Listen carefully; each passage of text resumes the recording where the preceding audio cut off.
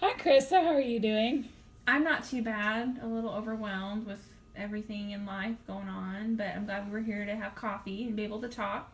Yeah, it's nice. Are you wanting to eat lunch today? Um, Kinda. I was wanting to probably order something that's a little bit smaller in portion size.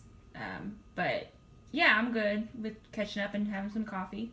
So, why are you wanting to cut back on portion size? Is Well, I definitely think that I've been eating too much lately. And so for me, I'm always full and I'm always too stuffed. Every time I go out to eat, I notice I eat everything. So I've just been trying to watch that. yeah, and the portion sizes now are like huge whenever you go out to eat. You can feed like a family of five in just one sitting. Yeah, and I think that my number on the scale has reflected that, and it's gotten me a little bit down lately. So I'm not really for sure how to go about that as far as making it the number go down. Um, what are some things that you've tried in the past? Well, I had lost about 20 pounds before I got married, but I think it was more of a diet that I focused on, and instead of like what foods did to me and what made me tired, because I felt like I've been really tired lately and fatigued. So I think before in the past, it's really helped me when I lost the weight and I felt better.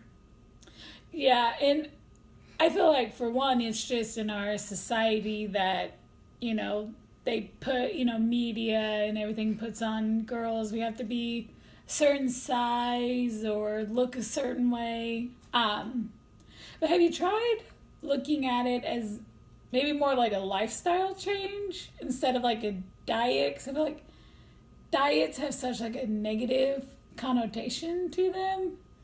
Like it Yeah. makes us not want to do it versus like if it's a lifestyle change, it's more of like a habit or you want to versus a diet is more of a you have to kind of thing. Yeah, I definitely felt like before I had to fit into my wedding dress, and now I didn't make it my lifestyle change, and I think that's why I gained it back and then some, and I'm at the where I'm at now where a lot of clothes aren't fitting. So definitely helping me get to where it becomes a lifestyle change for the long run is what I'm thinking I need.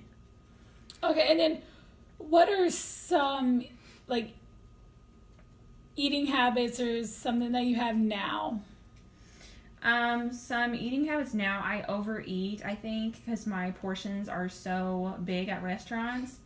And then also, my husband, when I make food at home, I always give him the same portion size that I give myself. So, my portion sizes are definitely too big, but I don't realize it until after I've eaten, and then I'm really stuffed and I feel miserable. Yeah, and that sucks because I feel you because guys can eat pretty much anything. Like their bodies and metabolisms are a lot different than women's, and I like that's how my two older brothers are. Like I can never eat the same that they do, or eat what they do, just because it's just how their body is. And I definitely think that I eat the same that my husband does without realizing it, and maybe starting to eat food that's more portioned for myself instead would help. I have a suggestion on something you could try. Do you mind if I share it? Yeah, that'd be great. So I know that in the past I've tried, like when I go out to eat, getting like a to-go box and putting half in a to-go container and then eating the other half at the restaurant. And then that way you kind of, not only do you save on money, but you're eating a smaller portion size and take the rest of it home. That's a really good idea. I feel like I eat all the food because I am wasting it if I don't. And so having it in the beginning where I have a to go box would help not tempt me to eat all the food that's on my plate. Because sometimes I do like to ask for half sizes and they don't have that. So I really like asking for to-go box in the beginning, and that way I'm not tempted by it. But yeah, what would I do about at home? Because when I eat food, I feel like I spend all that time making the food, and I don't want to just have it sit there and waste. At home, you could maybe try, like when you make a meal, put, a portion, or, use a smaller plate and pour that portion on the plate, and then put the rest of it in like a Tupperware container and put it in the fridge. That way, while you're eating, it will get cold in the fridge, and then you won't be as tempted to come back for seconds, because it'll take more time to have to get it out, warm it back up. And that's a really good idea. Yeah, and after a while, your mind will kind of just get in that habit, and your body will too. That's a good idea. I'll have to consider that. That way, because a lot of times I notice I'll eat some food and it will be on my plate, and then I'll realize that I want more, and so I'll go back and I end up getting 3 more helpings instead of just that one. So to have it harder where it's already in the fridge put up, I wouldn't want it as much. I think that would work really well for me. Yeah, it's something that you could, just try and see how it works out. So what are some of the advantages of not changing your portion size? Well, I like food and I find food fun. So I think that not changing my portion size would just continue to have fun, food be exciting.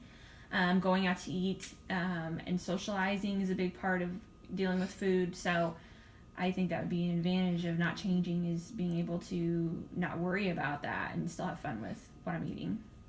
Okay. What are some of the disadvantages of not changing your portion size?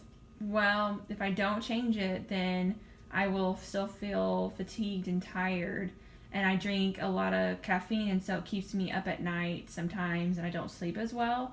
So if I don't change my portion size and I don't start eating healthier foods, then I won't feel any, I'll still feel really tired. I won't be as energized, and I still won't fit into those clothes in my closet that I would like to fit into. Yeah. What are some of the disadvantages of changing your portion size? Well, if I change my portion size, then I will be hungry. I know that when I would start dieting, and not just a lifestyle change in the very beginning especially, I'd always be really hungry and not feel satisfied by what I ate. So I think it would take a long time to get used to that, and just being hungry a lot more often than not. Okay. And then what are some of the advantages you could think of changing your portion size? Well, if I change my portion size, all those clothes I could wear last year would fit me this year, and I would feel better about myself and that number on the scale, and I would be able to sleep more. So I definitely think I would feel better about myself overall, have more of a positive attitude, and that probably would help me. I talk about being social with food. I think that just having a positive attitude would make me more social than food, probably.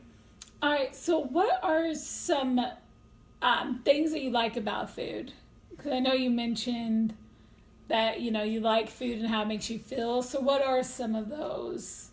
I would say, to me, it makes me excited when we can go out for a date night and go to a nice restaurant and get good food to eat, and to have the rolls beforehand. And all the chips and salsa, I really like that too. So it gives me things to look forward to and some plans that I can do, and have good food to eat and look forward to that. What can you think of? What are some things of when you go out to eat that you could do so you're not eating as much bad foods? Probably looking up the calories on line and seeing beforehand what I'm going to order. I think that would help. And then also, like you mentioned, having a to-go box handy in the beginning, that would help. And maybe just picking restaurants that have healthier options so I can still look forward to eating what I want to. Yeah, those are some very good options. What are some of the things about your clothes? I know you mentioned like not being able to fit into your clothes. Yeah, a lot of my clothes in my closet was able to wear last year, and this year I haven't been able to wear them as much, and they're just tighter, and I'm more self-conscious about it. So that has really got me started on it. Besides the number on the scale, that is another factor that has caused me to realize that I'm eating too much. Um, so have you bought any new clothes recently? I have bought some, but I'm to the point where the bigger I buy, the more I eat, and so it's been easier on me to not change. So I've decided to stop buying bigger clothes and just realizing if I want to wear these clothes that I have and feel good in them, that I need to lose the weight. So I'm trying to make it not as easy on myself, but I'm still in the process of doing that because I'm still buying clothes, but I don't want to go in the bigger sizes, so it's been kind of hard. That is very hard, trying to decide, because I do that, whether I want, because I have what I call my skinny clothes. So I keep them in hopes that I will be able to get into them. And most of my clothes have become the skinny clothes. So that is definitely an eye-opener that I need to focus on. So on a scale from 0 to 10, how motivated are you to make this change? I would say I'm a good 8 because I have had my eyes opened as far as what my body changes are happening because of my eating. And yeah, definitely. All right, so what makes you an 8 versus a 6? I would say I'm an 8 because I'm really motivated to change. I feel that I need to for myself so I can get more sleep and feel better. But I think that a 6 is close, or an 8 is closer to a 10. So I'm really wanting to take that next step. Okay, that's good that you seem kind of motivated. What would it take for you to get from an 8 to a 9? I would think to get me to a 9, I just need to practice some of the things that you suggested. And also get in the routine of making it a lifestyle change and not just a diet. So looking into how I can do that overall for my health would benefit me. And just putting some goals, maybe making a timeline as far as what I want to do in a certain amount of time, what I want to accomplish, and recording my weight would probably help keep me on track as well. Yeah, and before, I know you mentioned that you used to live out in the country, so is there a difference between your eating habits or lifestyle from then to now where you live in the city? I would say when I was in the country, if we wanted chocolate, then we'd have to drive 20 minutes to get it and then 20 minutes back. So most of the time we just go do something else and keep busy, so we weren't craving chocolate. But in the city, if I want chocolate, I can just go down the street, and I can even walk to the nearest fast food place to get it. So that is, having that easily accessible has changed my outlook on food, probably for the worst. So that makes a big difference living in the city. Because you have more access to it. And I really do feel that living in the city has impacted me. So maybe just not going out to eat as much and keeping busy would help me out. Okay, keeping busy, what are some things that you have in mind? Well, we love to bike ride, so maybe if I have a craving for food, we could go bike riding instead. Or being more active. I think different crafts and art stuff really keep me active and or motivated to not eat, keep my mind going instead of thinking about what I'm craving. That's a really good thing to do. So it sounds like this is a big struggle, trying to make a lifestyle change. like you have said, from eating smaller portions, but you have, some tools and some things that you already knew, which is great, that can help you with doing this. So it was nice getting together. Yeah, thanks for inviting me. I'm glad we got to talk about this. Well, have a good day.